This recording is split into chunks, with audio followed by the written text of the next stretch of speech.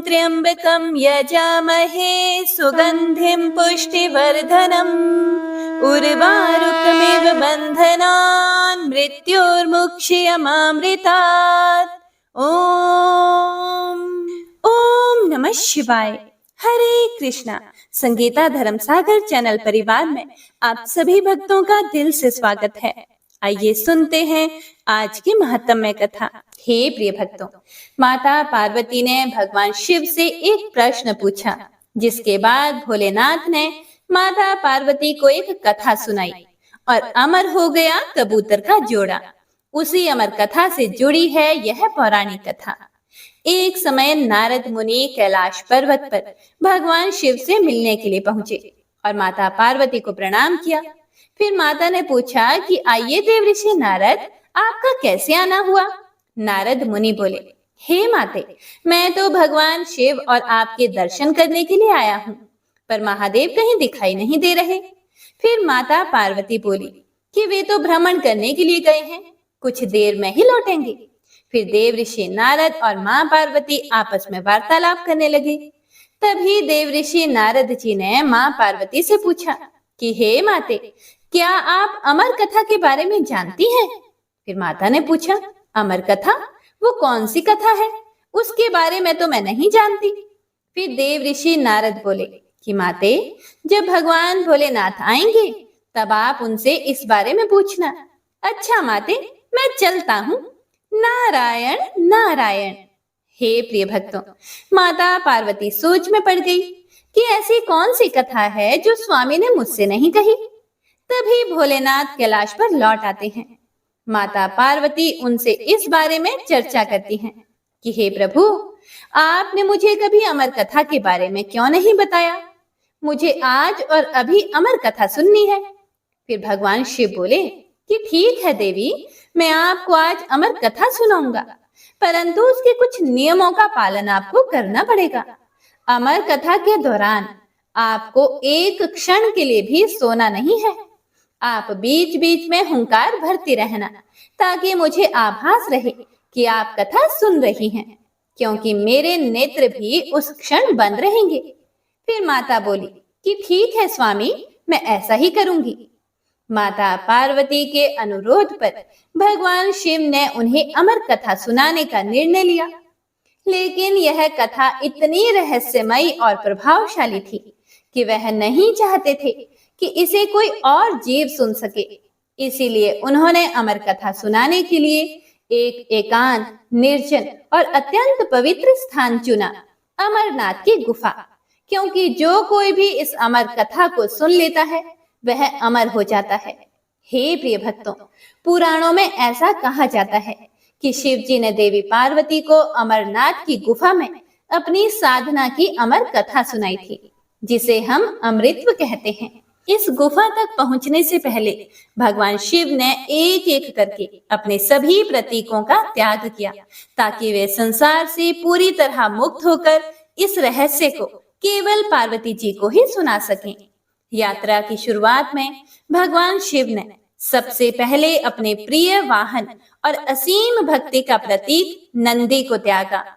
यह वह स्थान है जिसे आज पहलगाम के नाम से जाना जाता है। नंदी शिव जी के सबसे पुराने और समर्पित सेवक माने जाते हैं। नंदी का त्याग इस बात का संकेत था कि अब भगवान शिव सांसारिक दायित्वों और प्रतीकों से खुद को विरक्त कर रहे हैं। आगे बढ़ते हुए भगवान शिव ने अपने मस्तक पर सुशोभित चंद्रमा को त्याग दिया। यह स्थान चंदनवाड़ी कहलाता है। चंद्रमा शिव के सौम्य और शांत स्वभाव का प्रतीक है। इसका परित्याग यह दर्शाता है कि शिव अब पूर्ण तपस्या और योग की स्थिति में प्रवेश कर रहे हैं।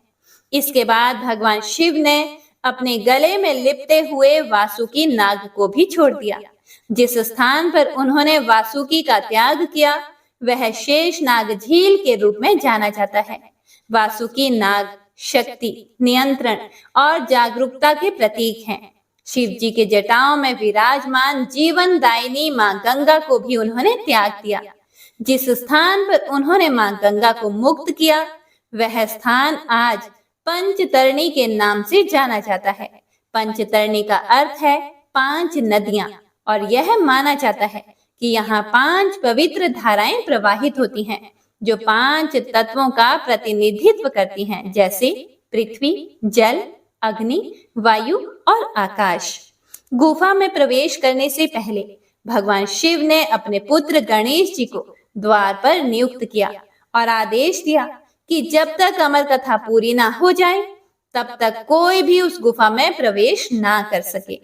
जब सभी प्रतीकों का त्याग कर शिव जी संसार से पूरी तरह विरक्त हो गए, तब उन्होंने गुफा में पार्वती जी को अमरता का रहस्य सुनाया। ऐसा माना जाता है कि यह कथा इतनी दिव्य और प्रभावशाली थी कि जो भी इसे सुन ले वह मृत्यु के बंधन से मुक्त हो जाता है। इसके बाद मां पार्वती सहित उन्होंने गुप्त गुफा में प्रवेश किया और अमर कथा मां पार्वती को सुनाने लगे। हे प्रिय भक्तों, लेकिन कथा सुनते सुनते देवी पार्वती को तो नींद आ गई और वह सो गई, जिसका शिव जी को पता नहीं चला। भगवान शिव अमर होने की कथा सुनाते रहे। उस समय 2 सफेद कबूतर शिव जी से कथा सुन रहे थे और बीच बीच में हूं हूं की आवाज कर रहे थे। शिव जी को लगा कि माता पार्वती कथा सुन रही हैं और बीच बीच में हुंकारा भर रही हैं।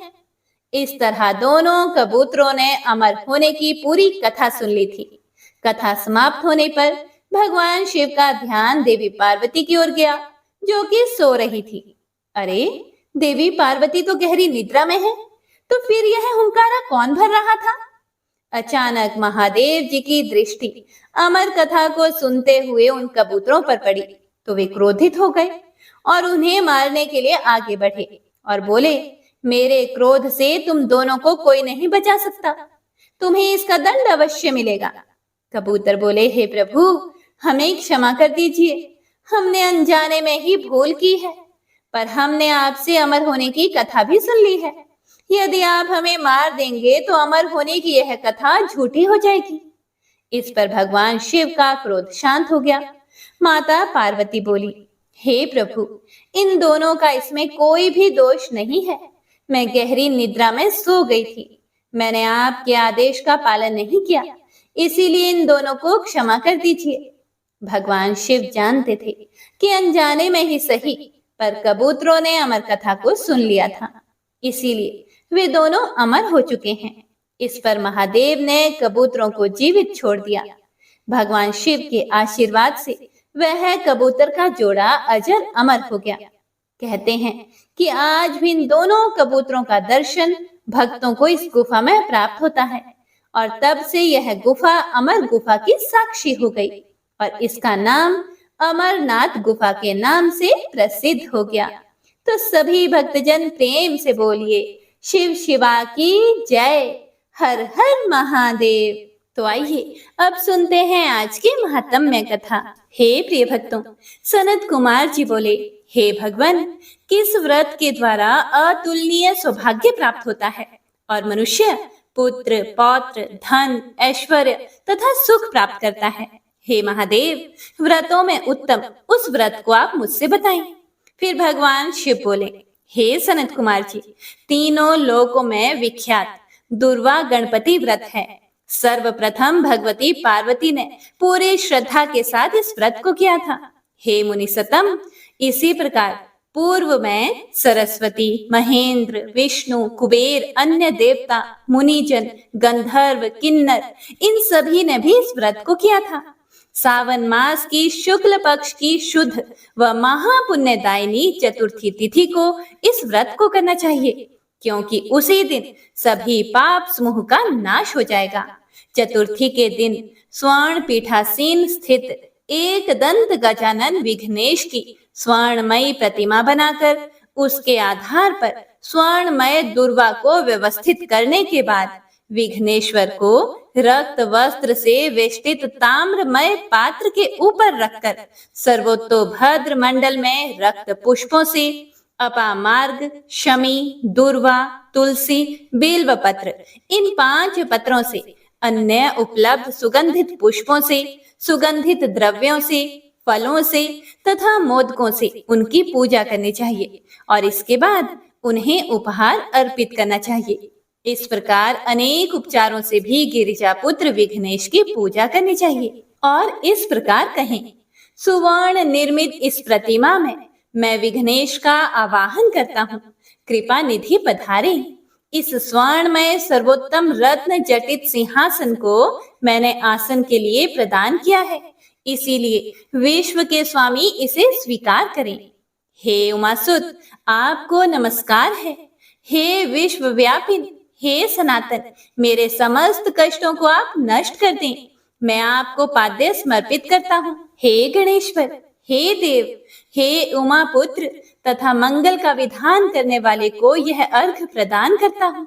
हे भगवान, आप मेरे इस अर्घ को स्वीकार करें। विनायक, शूर तथा वर प्रदान करने वाले को मेरा नमस्कार है, नमस्कार है, बारंबार नमस्कार है। मैं आपको यह अर्घ समर्पित करता हूँ, इसे ग्रहण करें। मैंने गंगा आदि सभी तीर्थों से प्रार्थना पूर्वक यह जल प्राप्त किया है। हे सूर पुंगव, आपके स्नान के लिए मेरे द्वारा प्रदत्त इस जल को स्वीकार कीजिए। सिंदूर से चित्रित तथा कुमकुम से रंगा हुआ यह वस्त्र युग्म आपको दिया गया है, आप इसे ग्रहण करें। लंबोदर तथा सभी विघ्नों का नाश करने वाले देवता को मेरा नमस्कार है। उमा के शरीर के मल से आविर्भूत हे गणेश जी, आप इस चंदन को स्वीकार करें। हे सुर श्रेष्ठ, मैंने भक्ति के साथ आपको रक्त चंदन से मिश्रित अक्षत अर्पण किया है। हे सुर सत्तम, आप इसे स्वीकार करें। मैं चंपा के पुष्पों, केतकी के पत्रों तथा जपा कुसुम के पुष्पों से गौरी पुत्र की पूजा करता हूँ। आप मेरे ऊपर प्रसन्न हो। सभी लोगों पर अनुग्रह करने तथा दानवों का वध करने के लिए स्कंद गुरु के रूप में अवतार ग्रहण करने वाले आप प्रसन्नता पूर्वक यह धूप लीजिए। परम ज्योति प्रकाशित करने वाले तथा सभी सिद्धियों को देने वाले आप महादेव पुत्र को मैं दीप अर्पण करता हूँ। आपको मेरा बारंबार नमस्कार है। इसके बाद गणानाम त्वा इस मंत्र से मोदक, 4 प्रकार के अन्न, पायस तथा लड्डू आदि का नैवेद्य अर्पण करें। मैं आपकी मुख शुद्धि के लिए आदर पूर्वक कपूर, इलायची तथा नागवल्ली के दल से युक्त तांबुल आपको प्रदान करता हूँ। हिरण्यगर्भ के गर्भ में स्थित अग्नि के स्वर्ण बीज को मैं दक्षिणा रूप में आपको प्रदान करता हूँ, इसीलिए आप मुझे शांति प्रदान कीजिए। हे गणेश्वर, हे गणाध्यक्ष, हे गौरी पुत्र, हे गजानन, हे इभानन, आपकी कृपा से मेरा व्रत पूर्ण हो। इस प्रकार अपनी सामर्थ्य के अनुसार विघ्नेश का विधिवत पूजन करके सामग्री सहित गणाध्यक्ष को आचार्य के लिए अर्पण कर देना चाहिए। उनसे प्रार्थना करें, हे भगवान, हे ब्राह्मण, दक्षिणा सहित गणराज की मूर्ति को आप ग्रहण कीजिए। आपके वचन से मेरा यह व्रत आज पूर्णता को प्राप्त हो।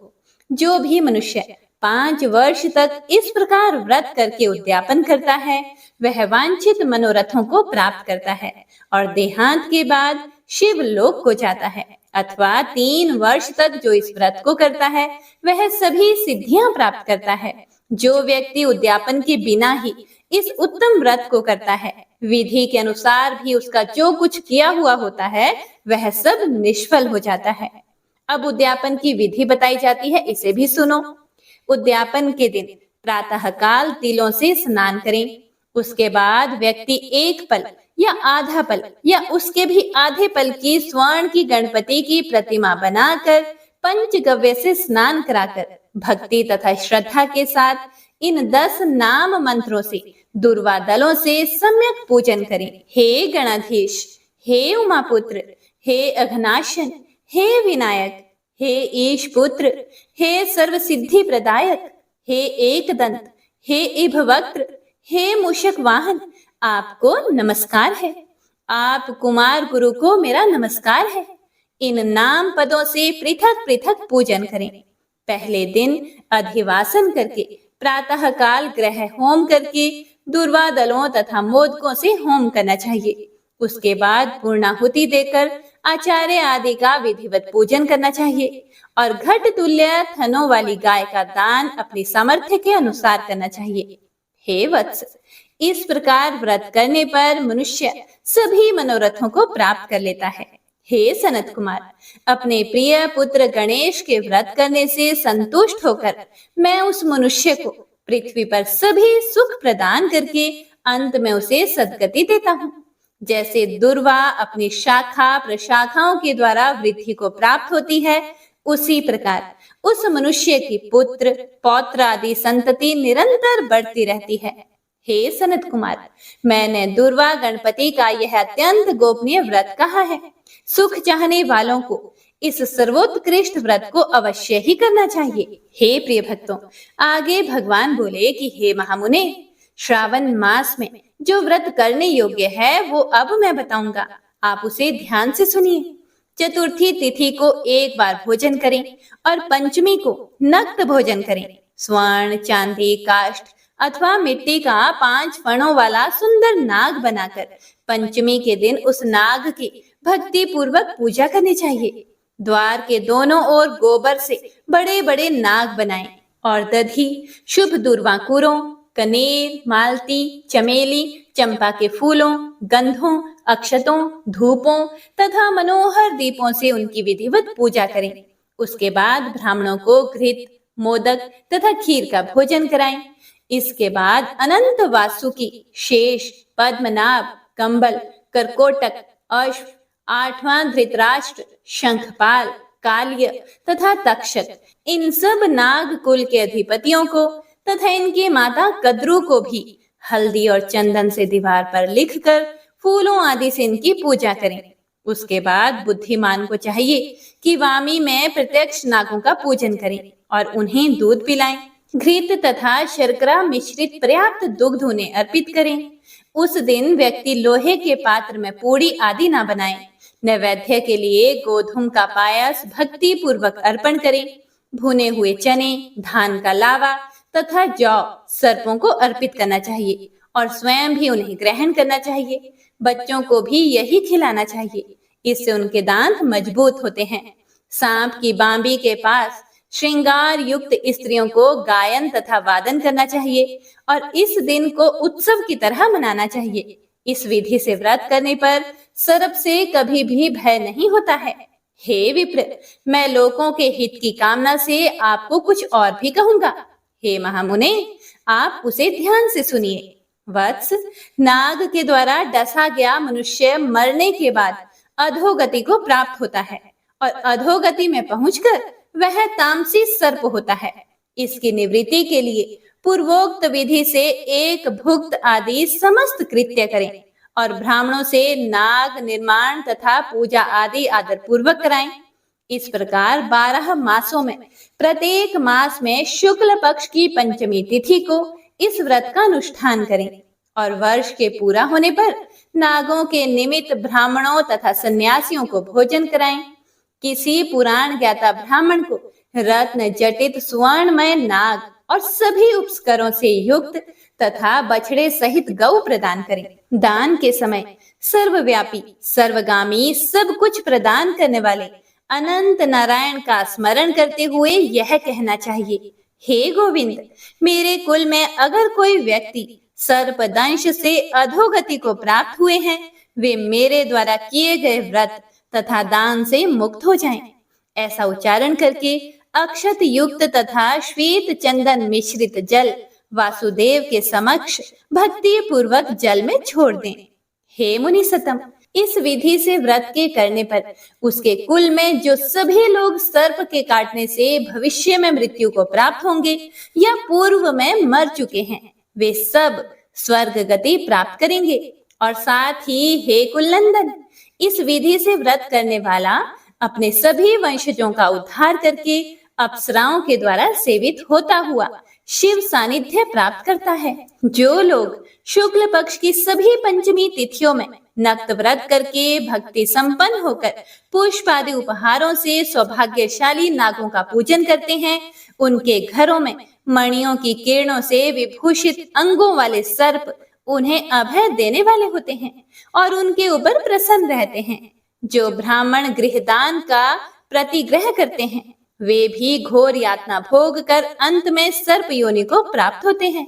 हे मुनि सतम, जो कोई भी मनुष्य नाग हत्या के कारण इस लोक में मृत संतानों वाले अथवा पुत्रहीन होते हैं, और जो कोई मनुष्य स्त्रियों के प्रति कार्पण्य के कारण सर्प योनि में जाते हैं, कुछ लोग धरोहर रखकर उसे स्वयं ग्रहण कर लेते हैं, अथवा मिथ्या भाषण के कारण सर्प होते हैं, अथवा अन्य कारणों से भी जो मनुष्य सर्प योनि में जाते हैं, उन सभी के प्रायश्चित के लिए यह उत्तम उपाय कहा गया है। यदि कोई मनुष्य वित्त शाठ्य से रहित होकर नाग पंचमी का व्रत करता है, तो उसके कल्याण के लिए सभी नागों के अधिपति शेषनाग तथा वासुकी हाथ जोड़कर प्रभु श्री हरि से तथा सदाशिव से प्रार्थना करते हैं।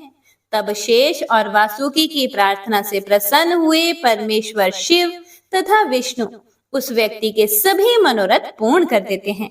वह नागलोक में अनेक प्रकार के विपुल सुखों का उपभोग करके बाद में उत्तम वैकुंठ अथवा कैलाश में जाकर शिव तथा विष्णु का गण बनकर परम सुख प्राप्त करता है।